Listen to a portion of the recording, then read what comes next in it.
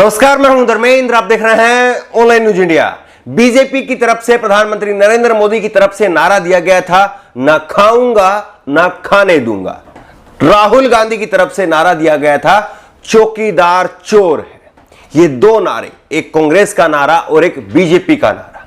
लेकिन इन दोनों नारों की हकीकत क्या है, समय के साथ में सब कुछ सबके सामने आ गया। क्या वाकई चौकीदार चोर है? क्या वाकई चौकीदार जो कह रहा था कि ना खाऊंगा ना खाने दूंगा, क्या उसकी सच्चाई यही है या उसकी सच्चाई कुछ और है? आज एक बहुत बड़ा घोटाला सामने आया, लेकिन यह खबर पूरी तरह से मीडिया से नदारद रही। इस खबर पर कहीं कोई चर्चा नहीं हुई। राफेल को लेकर, उस राफेल को लेकर के जिसमें कांग्रेस ने, राहुल गांधी ने नारा गढ़ा चौकीदार चोर है, उस राफेल को लेकर के एक बहुत बड़ा खुलासा हुआ है कि किस तरह से बिचौलियों को 1 मिलियन यूरो की रिश्वत दी गई थी। 8 करोड़ रुपए की रिश्वत दी गई थी। और आज इस खुलासे के बाद में जिसने यह खुलासा किया है, उसने कहा है कि वो 3 और खुलासे करेगा। यानी पहले खुलासे हैं, 2 खुलासे और बाकी है और उनमें पूरी सरकार पूरी तरह से बेनकाब हो जाएगी। किस तरह से पैसे लिए गए, किस किस को दिए गए, ये पूरी तरह से पर्दाफाश हो जाएगा। लेकिन इतनी बड़ी खबर और किसी चैनल पर आपने दिन भर इस खबर को नहीं देखा होगा। कांग्रेस पार्टी ने इस पर 5 सवाल उठाए हैं, वो सवाल भी आपको दिखाएंगे। लेकिन मोटा मोटी भाषा में क्या कुछ हुआ है वो आपको बता देते हैं। दरअसल आपको मालूम है कि 2012 में मनमोहन की सरकार ने 126 राफेल विमान खरीदने का फ्रांस से समझौता किया था, लेकिन वो डील पूरी नहीं हो पाई। मोदी सरकार आ गई।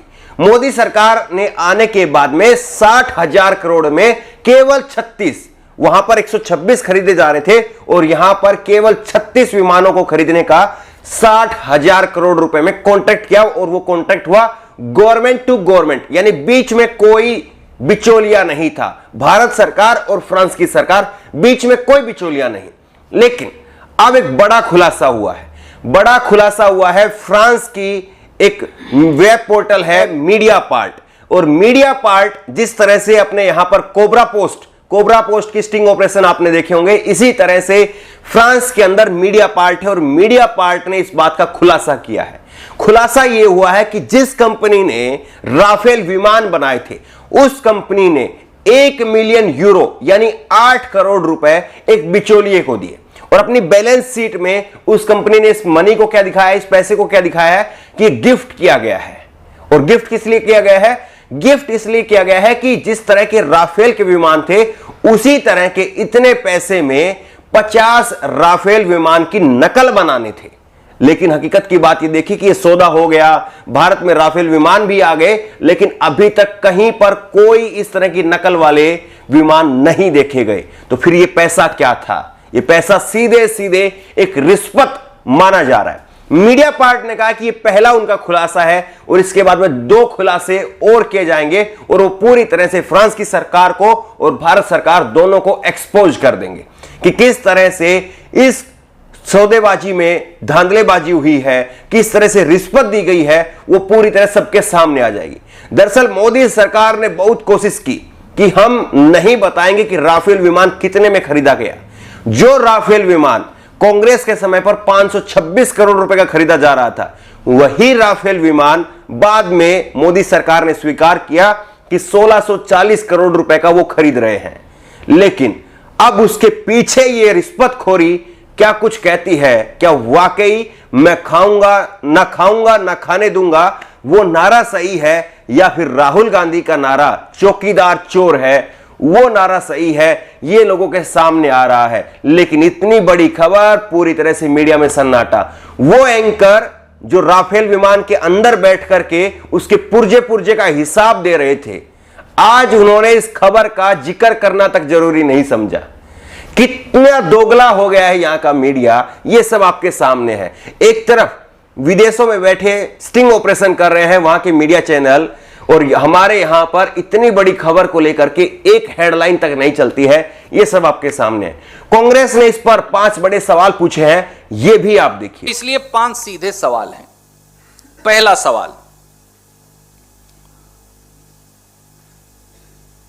डसॉल्ट द्वारा जो 1.1 मिलियन यूरो की राशि गिफ्ट टू क्लाइंट दिखाई गई है अपनी बैलेंस शीट में, क्या यह वास्तव में मिडलमैन को, बिचौलिए को दिया गया कमीशन नहीं है?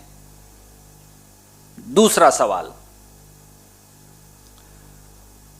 क्या हिंदुस्तान में रक्षा सौदों में बिचौलिए और बिचौलियों को दिए जाने वाला कमीशन अब मोदी सरकार द्वारा मंजूर शुदा है? खास तौर से गवर्नमेंट टू गवर्नमेंट जो डिफेंस कॉन्ट्रैक्ट हैं, अब उसमें बिचौलिए रख के क्या कमीशन देना परमिटेड है हमारे कानून में? क्या यह सीधे सीधे डिफेंस प्रोक्योरमेंट प्रोसीजर जो अनिवार्य है उसकी अवहेलना नहीं? तीसरा, क्या इस कमीशन खोरी और बिचौलिए दलालों की मौजूदगी से पूरे राफेल सौदे पर प्रश्न चिन्ह नहीं खड़ा हो गया है? क्या ऐसे में डसॉल्ट कंपनी पर जुर्माना लगाना, एफआईआर लगाना और बैन करना जो डिफेंस प्रोक्योरमेंट प्रोसीजर के मुताबिक अनिवार्य है, अब लागू हो जाएगा? चौथा सवाल, क्या अब देश के सबसे बड़े रक्षा सौदे में कमीशन खोरी और बिचौलियों की मौजूदगी और रिश्वतखोरी के इल्जामात की पूरी निष्पक्ष जांच नहीं होनी चाहिए, ताकि दूध का दूध पानी का पानी सामने आए कि किसने पैसा लिया, कितना पैसा लिया, कैसे लिया और वो पैसा कहां गया? और आखिरी सवाल, क्या प्रधानमंत्री अब देश को जवाब देंगे?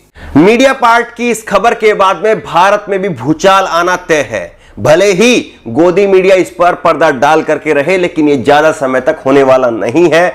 सवाल यही है कि इस पर चुप्पी आखिरकार कब तक भारत सरकार की रहेगी, कब तक मोदी सरकार इस पर चुप्पी साधे रखेगी, क्योंकि अभी तक इस पर मोदी सरकार की तरफ से कोई जवाब नहीं आया है। और इंतजार कीजिए, मीडिया पार्ट की तरफ से कहा गया कि 2 और खुलासे और इनसे भी बड़े खुलासे होंगे और तब बताया जाएगा कि आखिरकार ये बिचौलिया था कौन। इसमें सबसे बड़ा अगर किसी पर आरोप लगा था तो वो रिलायंस की अनिल अंबानी के ऊपर लगा था, क्योंकि अनिल अंबानी की कंपनी को एक कॉन्ट्रैक्ट मिला था, 30,000 करोड़ रुपए का उसको फायदा हुआ था और अनिल अंबानी की कंपनी केवल 2 हफ्ते पहले बनी थी। सोचिए कि हिंदुस्तान एरोनॉटिक्स लिमिटेड से यह कॉन्ट्रैक्ट लेकर के रिलायंस डिफेंस कंपनी को दिया जाता है, वो कंपनी जो केवल 2 हफ्ते पहले बनती है, उसको भारत में राफेल विमान बनाने का कॉन्ट्रैक्ट दिया गया था। तो आखिरकार क्या यह 8 करोड़ का कनेक्शन रिलायंस से है? इस बात का खुलासा मीडिया पार्ट की अगली 2 इन्वेस्टिगेशन आने वाली है उन पर होगा।